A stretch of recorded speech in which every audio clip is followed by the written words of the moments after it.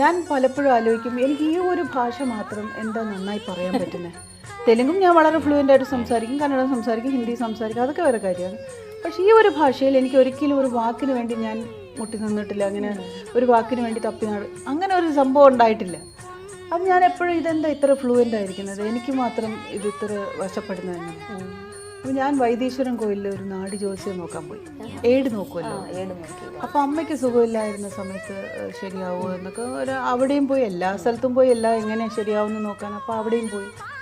അപ്പോൾ അവർ ആ ഏഡിൽ എൻ്റെ പാസ്റ്റ് പറഞ്ഞിരിക്കും, എൻ്റെ പ്രീവിയസ് ജന്മം പറഞ്ഞു. ഐ വാസ് എ കേരളൻ, ഞാൻ കേരളത്തിൽ ജനിച്ച ഒരു കുട്ടിയാണ്.